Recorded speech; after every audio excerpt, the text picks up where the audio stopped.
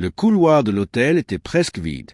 Le tapis étouffait chaque pas, la climatisation soufflait doucement. Et pourtant, le cœur de Donald battait si fort qu'il avait l'impression que tout l'étage pouvait l'entendre. Il s'arrêta devant la porte de la chambre, le bouquet de roses dans la main. La poignée en métal brillait sous la lumière. Il allait frapper lorsqu'il entendit un éclat de rire. La voix de sa femme. Puis une autre voix, grave, familière. Ensuite, les rires changèrent. Des soupirs, des gémissements. Un prénom très clair, prononcé avec un souffle qu'il connaissait trop bien. Oui, David, encore. Lou sang de Donald S. E. Glocker. Ses doigts se desserrèrent, les roses glissèrent et tombèrent sur le tapis sans un bruit. Le monde autour de lui sembla soudain tourner au ralenti. Les murs, les tableaux, le couloir, tout devenait flou.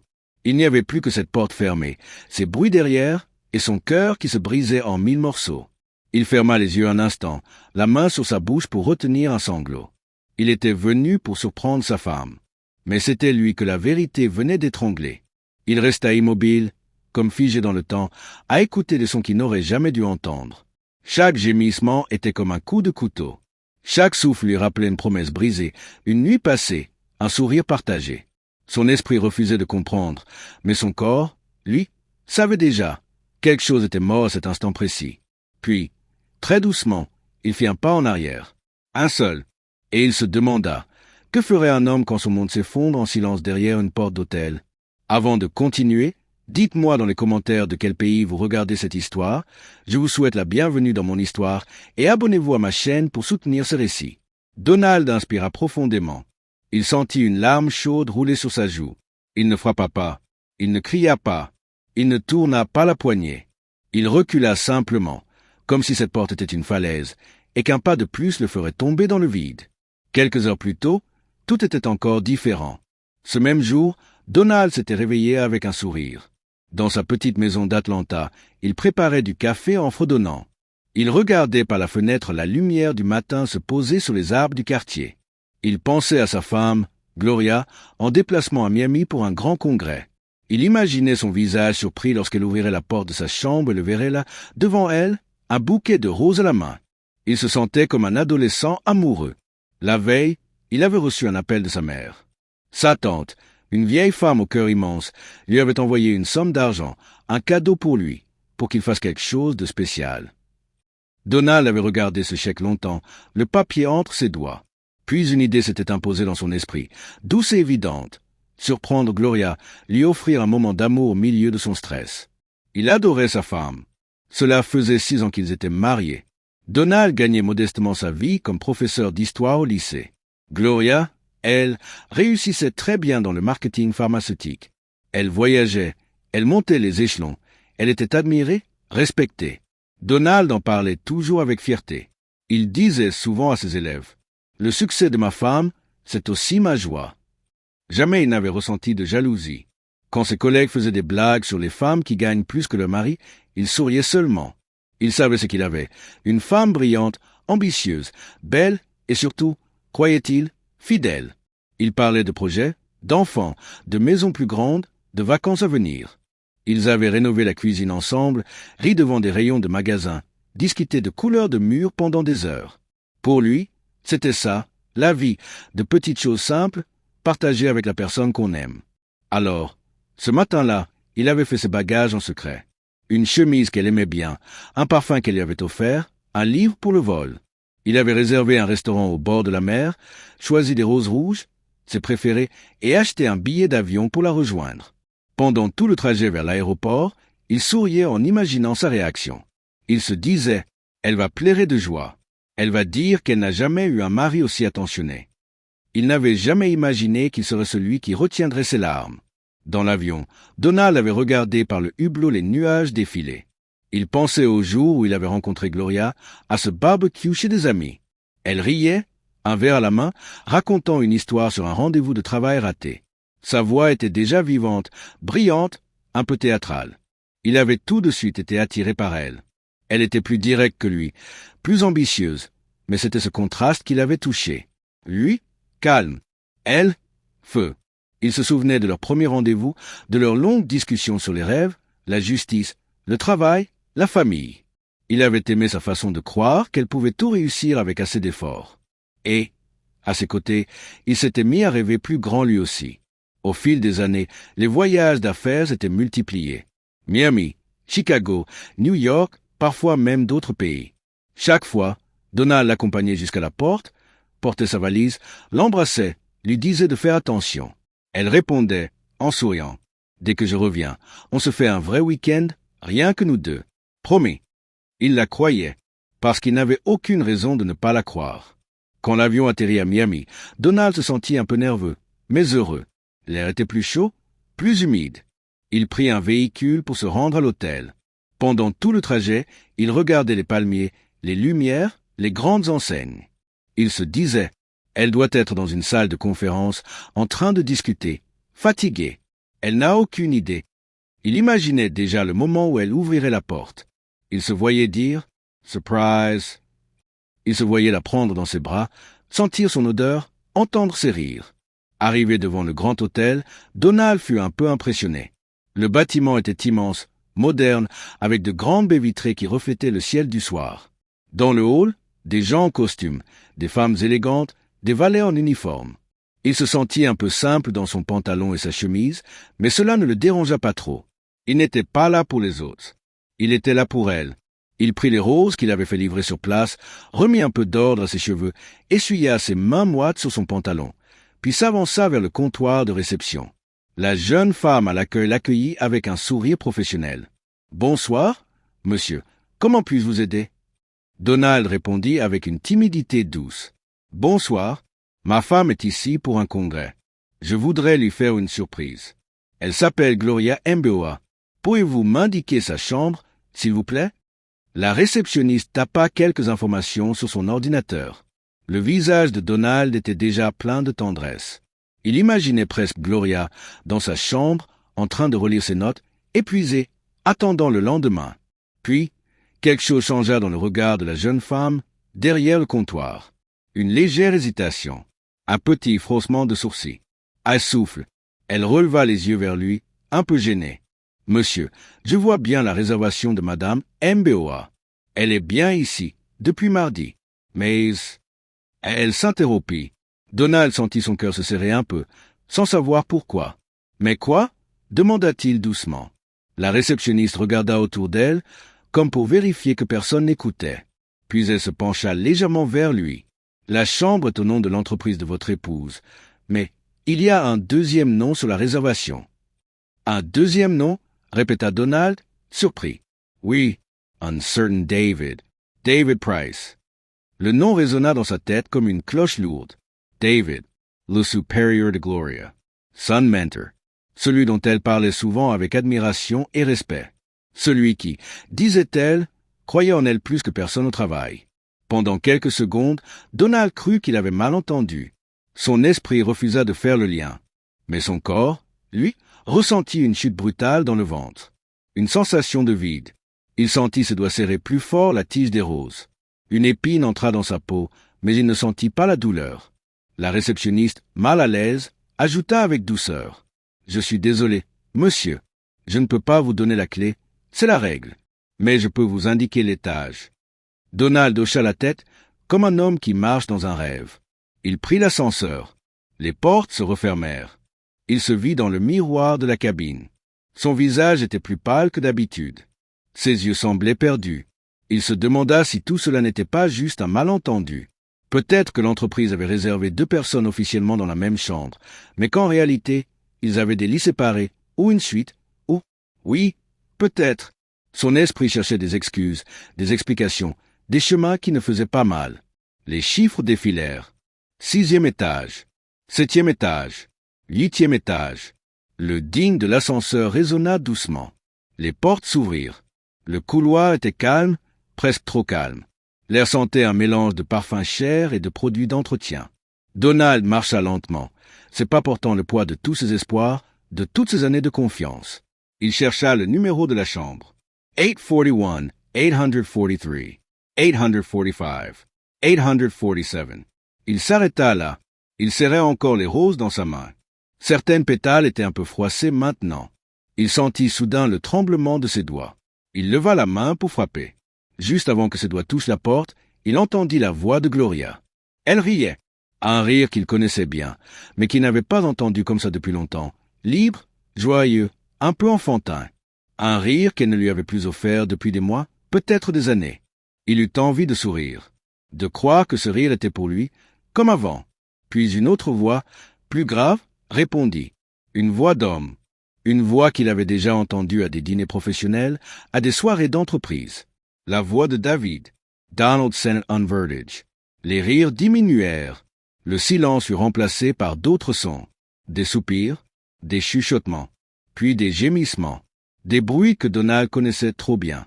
Des sons intimes qu'il pensait partager seul avec elle. Des mots qu'il lui avait entendu dire dans la pénombre de leur chambre, mais cette fois, ils étaient destinés à un autre. Mon Dieu, oui, David. La voix de Gloria Transperka, Sunker. Les roses glissèrent de sa main sans qu'il s'en rende compte. Elles tombèrent doucement sur le tapis rouge, comme un symbole de tout ce qui s'effondrait. Donald resta là, immobile, devant cette porte, le corps figé, la gorge serrée, les yeux brûlants. Il aurait pu hurler, frapper, faire voler la porte en éclats. Il aurait pu tout casser, mais il ne fit rien. Il écouta, malgré lui, quelques secondes de plus. Juste assez pour comprendre qu'il n'y avait plus de doute. Juste assez pour que son cœur accepte ce que son esprit refusait encore. Puis, dans un geste lent, presque mécanique, il recula. Un pas, puis un autre. Il regarda la porte une dernière fois, comme on regarde une tombe. Et il se dit, avec une voix intérieure brisée mais lucide. Si j'entre maintenant, je détruis tout dans la colère. Si je pars, je détruis tout, mais avec la vérité. Alors, il tourna le dos à cette porte. Et, sans un mot, il s'éloigna dans le couloir, portant avec lui la douleur, la trahison, mais aussi une étrange détermination qui commençait à naître dans le fond de son regard. Donald descendit lentement les escaliers de l'hôtel, comme si chaque marche pesait une tonne. Il ne prit pas l'ascenseur, il ne voulait voir aucun reflet de lui-même, aucun témoin de son visage dévasté. Son cœur battait trop vite, mais son esprit, lui, était soudain calme. Ce calme étrange qui n'est quand la douleur est trop grande pour faire du bruit. Il traversa le hall sans même le regarder. Les valets, les voyageurs, les familles en vacances, les couples élégants, tous vivaient normalement, riaient, prenaient des photos, discutaient. Personne ne savait qu'un homme venait de perdre son monde entier en silence.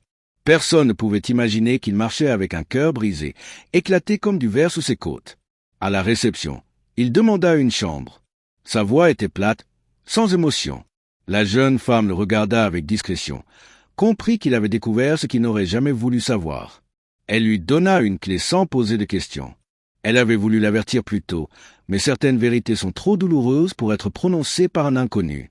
Donald s'éloigna avec sa clé, monta au 6e étage. Dans sa chambre, il ferma la porte derrière lui. Il ne pleura pas tout de suite. Il resta debout, immobile, comme si son corps n'appartenait plus à son âme. Il regarda le lit, les draps blancs, les murs froids. Puis, lentement, il s'assit au bord du lit. Et il entendit son propre souffle, court, brisé, pas comme un sanglot, comme un homme qui se noie. Il essaya d'inhaler doucement, mais l'air semblait trop lourd. Il posa sa main sur sa poitrine comme pour empêcher son cœur de sortir, et alors seulement, les larmes montèrent. Pas brusques, pas violentes, juste chaudes, silencieuses, comme si elle savait qu'elle ne pouvait pas effacer quoi que ce soit.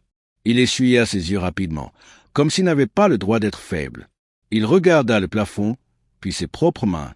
Il pensa à tout ce qu'il avait fait pour Gloria, à tout ce qu'il avait accepté sans se plaindre. Aux heures d'attente, aux soirées seules, aux appels courts où elle disait « Je travaille tard, ne m'attends pas ».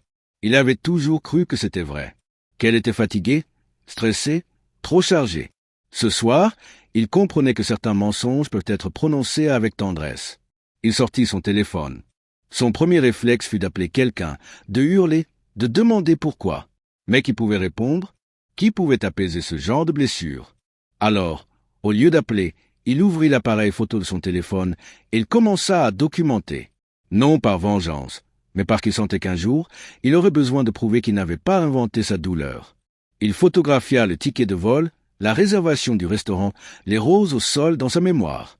Il nota lors de son arrivée l'heure à laquelle il s'était tenu devant la porte. Il écrivit tout dans son téléphone, mot après mot, comme un témoin narratif de sa propre souffrance. Puis il fit quelque chose de plus surprenant. il envoya un message à Gloria. Un message doux, tendre, aimant. « J'espère que tout se passe bien, ma chérie. Je pense à toi. Bonne soirée. » Son doigt tremblait un peu avant d'appuyer sur « Envoyer ». Mais il l'envoya, parce que c'était sa façon de lui dire « Je t'ai fait confiance jusqu'au bout.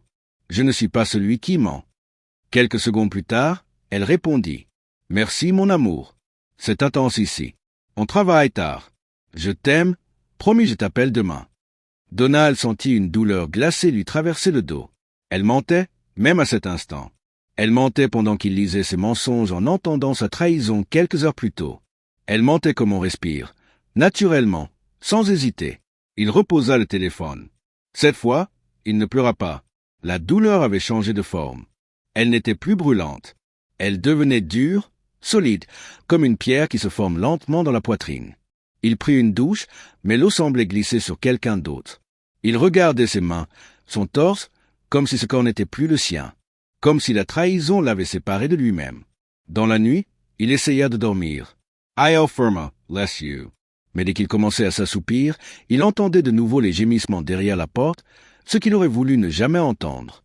Il se réveillait en sursaut, respirant avec difficulté, cherchant l'air comme quelqu'un qui échappe à une vague qui l'a submergé. « I'll alumla lampi. » La lumière jaune éclaira ses yeux rougis. Il resta assis dans ce lit d'hôtel, le dos contre l'oreiller, regardant le mur comme si une réponse allait s'écrire dessus. Rien n'apparaissait, juste la réalité nue. Son épouse, l'amour de sa vie, l'avait remplacé dans un lit d'hôtel avec un autre homme. Il pensa à tout ce qu'il aurait pu faire à cet instant. Il aurait pu retourner au 10e étage, frapper, hurler, exposer leur honte à tout l'hôtel. Mais une idée étrange se forma dans son esprit, et s'il attendait, pas pour pardonner, pas pour comprendre, juste pour observer, pour voir jusqu'où vont les mensonges quand personne ne les arrête. Le matin arriva avec une lumière rose qui traversa les rideaux. Donald n'avait presque pas dormi. Il se leva lentement, prit son sac, paya sa chambre et quitta l'hôtel sans un bruit. Il regarda une dernière fois l'immeuble dans le reflet des vitres. Il ne ressentit ni colère ni haine. Il ressentait seulement une froide certitude. I'll rentra Atlanta. Le trajet de retour lui sembla plus long que tous les voyages qu'il avait faits dans sa vie. Quand il arriva chez lui, dans la maison qu'ils avaient achetée ensemble, tout semblait différent. Les murs, les photos, les meubles, rien n'avait changé, et pourtant tout était devenu étranger, comme si sa maison avait été construite sur un mensonge. Il regarda leurs photos accrochées au mur, le mariage, les vacances, les anniversaires. Il y avait leurs sourires, leurs mains enlacées. Il n'eut pas envie de les briser, ni de les enlever. Il les regarda simplement comme on regarde le fantôme d'un amour mort. Il entra dans le bureau de Gloria, cette pièce qu'elle avait organisée soigneusement comme un temple dédié à sa réussite. Il ouvrit les tiroirs avec calme. Il ne fouillait pas comme un voleur, mais comme quelqu'un qui voulait connaître la vérité de sa propre vie. Il trouva des papiers, des notes, des factures. Et dans un dossier, il trouva quelque chose d'autre. Une lettre sur un papier luxueux. « Ta douceur me manque déjà. Hâte de te revoir. Même endroit le mois prochain. Je ne veux plus attendre. T. » Le souffle de Donald se coupa. Il ne sentit même pas la douleur. Il sentait juste une confirmation. Cette histoire n'était pas un moment de faiblesse. Ce n'était pas un accident. Ce n'était pas une erreur. C'était une relation, une répétition, une routine. Il prit une photo de la lettre, puis il la remit exactement où il l'avait trouvée. Il n'enleva rien, ne cassa rien, ne modifia rien. Il resta debout un moment dans le silence de ce bureau. Puis, doucement, il ferma la porte. Dans la cuisine, il fit couler de l'eau dans un verre. Sa main tremblait légèrement. I'll regard a lower mirror. Puis il murmura. Je ne vais pas me détruire pour ceux qui n'ont pas pris soin de moi. Il posa le verre, s'assit et respira longuement. Il ne savait pas encore ce qu'il allait faire. Il ne savait pas encore ce qu'il allait choisir. Mais une chose était certaine. Il ne serait plus jamais l'homme naïf qu'il avait été hier. La douleur avait commencé à se transformer. Pas en vengeance, pas en haine, en lucidité. Donald ne ferait pas la guerre. Il ferait mieux. Il se préparerait en silence. Et un jour, ce silence parlerait plus fort que toutes les trahisons. Donald resta silencieux tout le week-end, comme un homme qui marche sur une plage après une tempête. Le sol semble stable, mais chaque pas pèse encore. Gloria revint de son voyage le dimanche après-midi. Elle descendit de l'aéroport avec sa valise élégante, le sourire maquillé, fatiguée, mais lumineuse, comme si elle revenait d'un combat remporté. Quand Donald la vit sortir parmi la foule, il sentit un pincement au cœur. Elle avançait vers lui, sans savoir qu'il n'était plus le même homme. Elle l'embrassa, ce même baiser rapide qu'elle donnait depuis des mois, tendre mais mécanique. Elle s'appuya sur lui, parlant déjà de ses réunions, de la pression, de David qui avait fait un discours incroyable devant les partenaires. Quand elle dit son nom, Donald ne changea pas d'expression. Il hocha la tête doucement, comme s'il n'avait rien entendu de spécial. « Tu m'as manqué » répéta-t-elle. Il répondit simplement. « Moi aussi. » Ce « moi aussi » n'était pas un mensonge. Il avait aimé cette femme plus qu'il ne s'était aimé lui-même. Mais ce n'était plus une déclaration. C'était un adieu silencieux. Sur le trajet du retour, elle parla beaucoup, comme pour combler un vide qu'elle ne sentait pas encore. Donald, lui, écoutait tout. Chaque mot, chaque respiration, chaque silence entre deux phrases. Elle disait qu'elle était fatiguée, qu'elle avait appris tellement de choses, qu'elle était fière d'elle. David croit vraiment que je peux devenir directrice. Il pense que j'ai une vraie vision. Ses yeux brillaient d'ambition. Donald répondit simplement. C'est bien. Il n'y avait pas de colère dans sa voix. Seulement un détachement tranquille. À la maison, Gloria alla directement prendre une douche. Elle chantonnait doucement derrière la porte du bain. Elle ignorait que son mari avait entendu une autre version de cette voix, quelques jours plus tôt, prononcée pour un autre homme. Pendant qu'elle rangeait ses affaires, Donald était dans la cuisine. Il ouvrit un cahier, un de ses cahiers d'enseignant, habituellement rempli de notes pour ses élèves. Il écrivit seulement une phrase.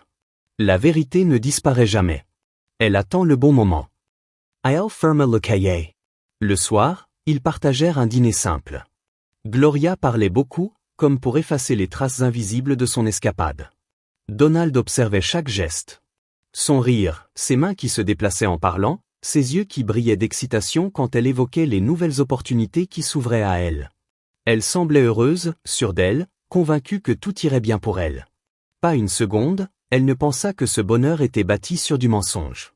Après le repas, elle s'installa dans leur salon, posa sa tête contre l'épaule de Donald. Elle soupira, fatiguée, voire douce. « Tu sais, j'ai réfléchi, peut-être qu'on devrait vraiment penser à un enfant l'année prochaine. Je crois que je suis prête. » Donald sentit son cœur se contracter brutalement. Un enfant? Avec elle? Maintenant? Alors qu'elle construisait une vie parallèle? I'll firma less you an instant. Une part de lui aurait voulu hurler, « Comment peux-tu me parler d'un enfant alors que tu détruis notre maison ?» Mais il ne dit rien. Il regarda seulement ses mains, posées sur ses cuisses, sages, patientes. Il inspira, puis répondit avec une douceur qui était un adieu déguisé. On oral attempts den reparler. Gloria sourit, satisfaite. Elle se colla un peu plus contre lui, croyant serment être aimée, protégée, respectée. Cette nuit-là, elle s'endormit rapidement, épuisée par ses longues journées. Donald rested reveille long temps.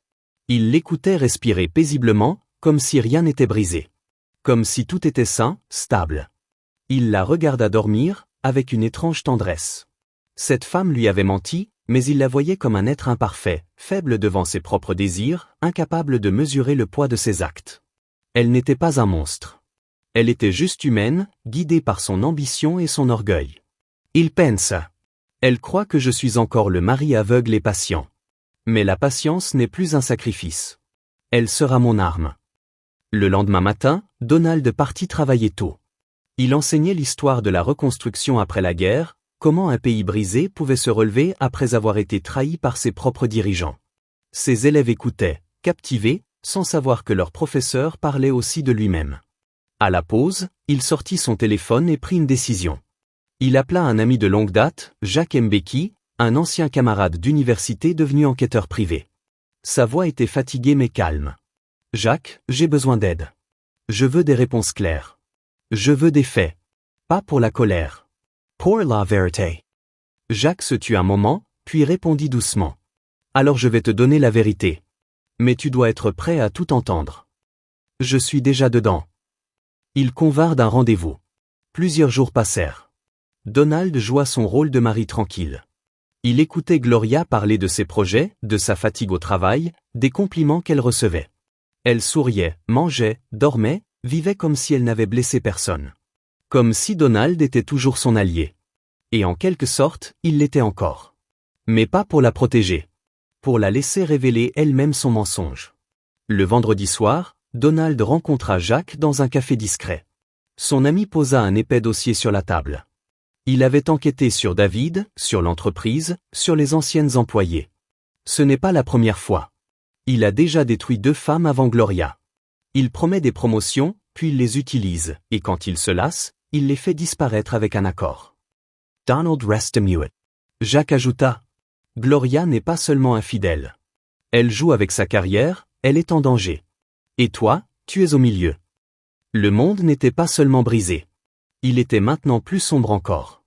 Donald sentit une tristesse profonde. Il ne voulait pas détruire Gloria. Il voulait seulement qu'elle regarde enfin la vérité. Qu'elle voie ce qu'elle risquait de devenir, une femme sacrifiée pour l'ambition d'un autre. Il ferma le dossier, posa sa main dessus et dit « Je ne veux pas l'attaquer. Je veux qu'elle réalise toute seule ce qu'elle fait, avant qu'il soit trop tard. Je ne serai pas violent. Je ne serai pas cruel. Je serai juste. » Jack le regarda longuement, impressionné. Peu d'hommes réagissent ainsi. Tu es un cœur fort. Donald répondit avec un léger sourire triste. Le cœur ne doit pas punir. Il doit comprendre. Sinon il devient pire que ceux qui l'ont blessé. Ils se quittèrent.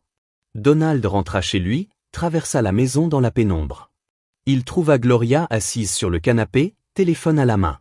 Elle sourit dès qu'elle le vit. « Je pensais justement à toi. Tu es rentré tard. » Il répondit. « Oui, une journée longue. » Elle se leva, l'embrassa, comme si rien n'avait jamais changé. Donald sourit poliment. Dans sa tête, il savait que le temps de la vérité approchait. Pas pour détruire Gloria, mais pour l'empêcher de s'abîmer encore plus. Et pour libérer son cœur, qui ne voulait pas se remplir de haine. La vengeance n'était pas son but. La justice est. Et parfois, la justice ne crie pas. Elle attend. Elle ouvre les yeux. Elle laisse chacun tomber dans sa propre vérité. Le matin suivant, Donald se réveilla avant l'aube. Le ciel était encore gris, silencieux, comme si le monde retenait sa respiration avant de parler. À côté de lui, Gloria dormait profondément, étendue sans inquiétude, comme une femme sûre de sa place, de son choix, de son avenir. Elle murmurait quelques mots dans son sommeil, des sons flous que Donald ne tenta même pas de comprendre. Il la regarda encore un instant, non pas pour se faire du mal, mais pour retenir ce visage qu'il avait tant aimé, ce visage qu'il devait bientôt quitter. Il se leva doucement, prépara du café, le posa dans leur grande tasse blanche, celle où Gloria aimait lire « Amour écrit en lettres dorées ». Cette tasse semblait maintenant ironiquement lourde, chargée d'un mot qu'elle avait vidé de sens. Quand elle descendit, elle marcha vers lui avec un sourire tendre. « Ce café, c'est exactement ce qu'il me fallait. Tu penses toujours à moi. » Donald répondit seulement. « Oui, je pense encore à toi. » Gloria ne comprit pas le sens de ce « encore ». Pour elle, c'était une phrase normale. Pour lui, c'était une phrase d'adieu.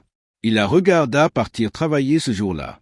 Elle ajusta sa coiffure devant le miroir, choisit son parfum, celui qu'elle portait toujours lors des réunions importantes. Elle embrassa Donald avant de fermer la porte. Ce baiser fut plus long que d'habitude, peut-être parce qu'elle se sentait coupable inconsciemment, peut-être parce qu'elle se sentait puissante, ou simplement parce qu'elle jouait un rôle dont elle ne voulait pas encore sortir. Quand la porte se ferma derrière elle, Donald eut l'impression d'entendre non pas un claquement, mais une fin qui s'écrivait, silencieuse. Il prit son sac, ses documents, le dossier que Jack lui avait remis. Il n'avait pas décidé d'utiliser ce dossier pour se venger. Il ne voulait pas détruire Gloria publiquement. Il voulait seulement l'obliger à voir, à comprendre, à assumer. La vérité devait sortir, mais pas avec violence. Elle devait tomber comme une pierre dans l'eau tranquille, faire des cercles qui se propagent, doucement, jusqu'à toucher ce qui doit être touché. Ce jour-là, Donald alla au travail plus calme que jamais. Ses élèves notèrent qu'il parlait avec douceur, avec plus de patience encore que d'habitude. Il expliqua comment certains conflits dans l'histoire n'étaient pas gagnés par la force, mais par la vérité, par la stratégie, par la lumière qui finit par entrer dans les coins sombres. Pendant qu'il parlait, il réfléchissait à la suite, non pas à ce qu'il allait faire à Gloria, mais à ce qu'il allait faire pour lui-même. En fin d'après-midi, il reçut un message de Jack. Le moment idéal, c'est bientôt. David prépare une grande réunion avec elle. Tu dois être prêt. Donald répondit simplement. Je serai prêt. Merci, mon ami. Le soir, Gloria rentra à la maison avec un sourire trop large, le genre de sourire qui cache quelque chose. Elle raconta encore que David lui faisait beaucoup confiance, qu'il comptait sur elle, qu'elle risquait d'avoir un poste plus haut dans quelques semaines. Elle brillait.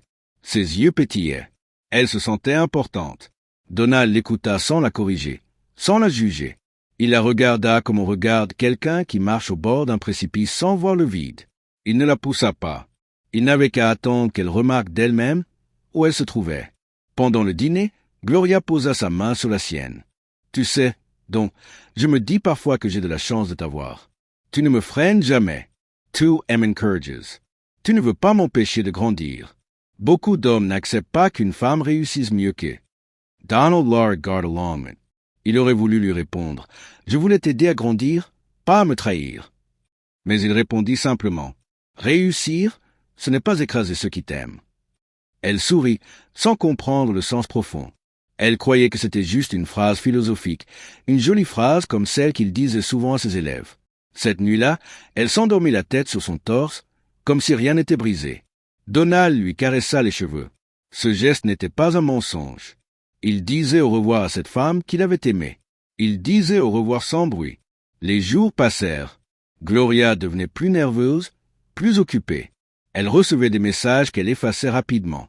Elle rentrait tard, se maquillait plus que d'habitude, se parfumait davantage. Donald ne lui posait aucune question. Son silence la mettait presque à l'aise, parce que les menteurs aiment les gens qui ne questionnent pas. Puis vint le jour de la grande réunion. Gloria partit habillée différemment, avec un tailleur noir élégant, un rouge à lèvres plus intense, comme si elle voulait impressionner quelqu'un plus que tout le monde. Elle embrassa Donald avec un sourire confiant. Après aujourd'hui, tout peut changer, donc. Il répondit calmement. Oui, tout peut changer. Dès qu'elle partit, Donald prit le dossier qu'il avait reçu. Il n'y avait rien d'agressif dedans. Tout était propre, clair, sans colère.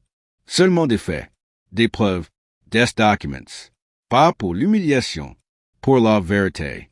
Puis il ajouta ce qu'il devait ajouter, une lettre à Gloria. Une lettre douce, simple, sans cri. Une lettre qui expliquait ce qu'il savait, ce qu'il avait vu, ce qu'il avait entendu. Une lettre qui ne la jugeait pas, qui disait seulement « Je te laisse face à ton choix.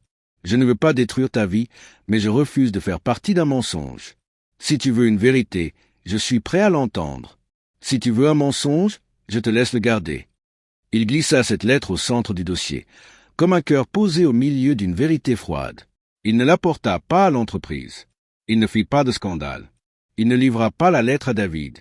Il la laissa sur la table du salon, à l'endroit où Gloria aimait regarder ses mailles professionnelles en rentrant.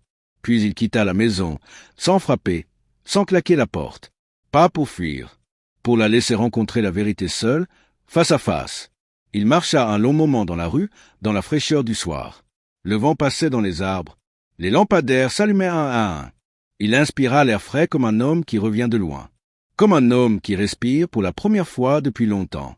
Ce soir-là, il choisit de ne pas se battre, de ne pas punir, de ne pas entrer dans le jeu des trahisons.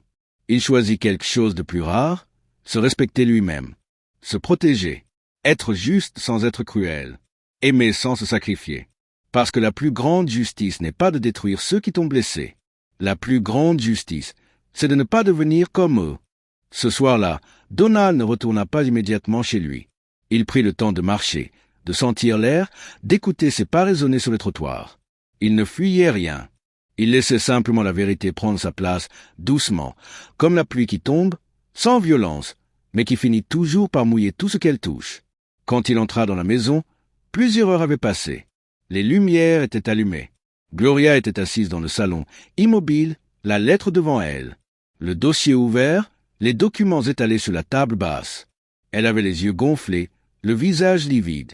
Elle ne pleurait plus, elle tremblait seulement, comme quelqu'un qui vient de découvrir qu'elle s'est perdue elle-même. Elle releva lentement la tête vers Donald. Son regard n'était pas celui d'une femme en colère.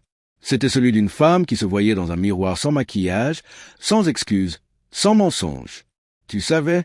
dit-elle dans un souffle presque inaudible. Donald s'assit sans s'approcher d'elle. Il n'avait pas peur d'elle. Il ne la détestait pas.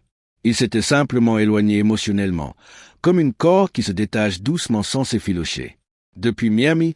répondit-il calmement. Gloria baissa les yeux. Elle serra les mains, comme pour garder quelque chose qui se brisait en elle. Elle voulait parler, mais aucun mot ne sortait. Son souffle tremblait. Elle tenta enfin de former une phrase. Donc, je suis désolé. Je ne sais même pas comment. Donald la regarda avec une douceur inattendue. Pas de colère, pas de vengeance dans ses yeux. Juste une lucidité tendre, triste, mais vraie. Je ne suis pas là pour te faire du mal, Gloria. Je ne suis pas là pour te punir. Je voulais que tu le voies toi-même, pas pour me venger, pour que tu te regardes. Elle essuya une larme brusquement, comme si elle voulait cacher qu'elle pleurait. Mais elle n'arriva pas à cacher sa voix lorsqu'elle dit, les épaules effondrées. J'ai tout gâché. Je me suis perdu. Je croyais que je méritais plus, que personne ne me comprendrait. J'ai cru que je devais briller pour exister. Donald Ellicott. Il ne la coupa pas. Il ne voulait pas excuser ou accuser. Il voulait comprendre. Et moi? Demanda-t-il simplement. Je n'existais plus pour toi? Gloria mit sa main sur sa bouche pour retenir un sanglot. Elle secoua la tête comme une enfant qui ne comprend plus comment elle en est arrivée là. Si, tu existais, tu as toujours existé, tu étais ma paix. Et j'ai couru derrière quelque chose qui n'était pas de l'amour. C'était de la vanité. Donald réfléchit un instant. Il avait déjà compris tout cela avant qu'elle le dise. Parfois, les gens n'abîment pas les autres parce qu'ils ne les aiment plus. Ils les abîment parce qu'ils ne s'aiment pas eux-mêmes.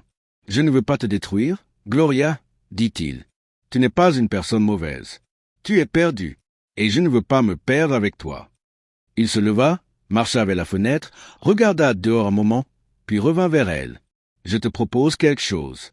Pas un divorce brutal, pas une guerre. Je veux qu'on se sépare avec respect, sans haine, sans mensonge. Je veux que tu aies la liberté que tu recherches. Mais moi, je vais garder ma paix. Gloria cligna des yeux, choquée non par ce qu'il disait, mais par la douceur avec laquelle il le disait. Elle s'attendait à des cris, à des accusations, à des insultes. Mais au lieu de cela, Donald lui offrait quelque chose qu'elle n'avait même pas offert à elle-même, la dignité. J.T.I.M. Gloria. Vraiment. Et je ne veux pas que cet amour se transforme en poison. Je veux qu'il devienne un souvenir propre, pas une blessure. Gloria se mit à pleurer. Pas comme quelqu'un qu'on accuse, mais comme quelqu'un qui comprend enfin ce qu'elle a perdu sans avoir voulu le perdre. Donald n'y pleura pas. Il était déjà passé de l'autre côté de la douleur. Il avait trouvé quelque chose de plus grand que la vengeance, la liberté intérieure. Les jours suivants furent silencieux. Ils se parlèrent avec respect, organisèrent les démarches, partagèrent les responsabilités avec calme. Ils mangèrent ensemble quelquefois encore, sans mensonge, sans faux amour, comme deux humains, pas comme ennemis. Gloria, peu à peu, réalisa qu'elle n'avait pas seulement perdu un mari. Elle avait perdu un refuge, une personne qui l'aimait sans condition, une sorte d'amour rare qu'on ne remarque souvent qu'après l'avoir laissé mourir. David, de son côté, changea de comportement. Il devint froid, distant, inquiet que l'affaire remonte. Gloria comprit alors qu'elle n'avait jamais été importante pour lui. Elle n'était qu'un outil dans son escalade professionnelle. Elle comprit tard, mais elle comprit. Elle demanda à Donald, un jour, « Tu crois que je mérite le bonheur malgré tout ?» Donald répondit doucement, « Tout le monde mérite le bonheur. Mais le vrai bonheur commence quand on arrête de se mentir à soi-même. » Il ne dit pas qu'il lui pardonnait, mais le pardon était déjà là, dans son attitude, dans son calme, dans sa volonté de ne pas détruire. Un pardon silencieux, dignifié, sans grande scène. Le genre de pardon qui n'offre pas de seconde chance en amour, mais qui offre une seconde chance en humanité. Quelques mois plus tard, Donald déménagea dans un appartement simple. Il enseigna toujours avec la même passion. Ses élèves le voyaient souvent sourire, même lorsque ses yeux paraissaient fatigués. Un jour, un élève lui demanda, « Monsieur, comment on fait pour ne pas détester quelqu'un qui nous fait du mal ?» Donald réfléchit quelques secondes, puis répondit, « On ne garde pas la personne dans notre cœur. On garde seulement la leçon. La leçon nous aide à grandir. La personne, elle, peut suivre son propre chemin. » Il sourit alors, un vrai sourire, pas un sourire qui cache quelque chose. Il avait perdu un mariage, mais il avait gagné quelque chose d'essentiel, la paix et la clarté. Il ne se sentait pas vaincu. Il se sentait debout. Il savait que l'amour ne devait pas toujours finir en guerre. Parfois, la plus grande victoire est de partir sans haine. Parce que la haine est une prison. Et Donald avait choisi la liberté. Red Heart. Merci d'avoir suivi cette histoire. Vous pouvez me dire ce que vous auriez fait à la place de Donald et si cette fin vous a touché. Quelle leçon retenez-vous?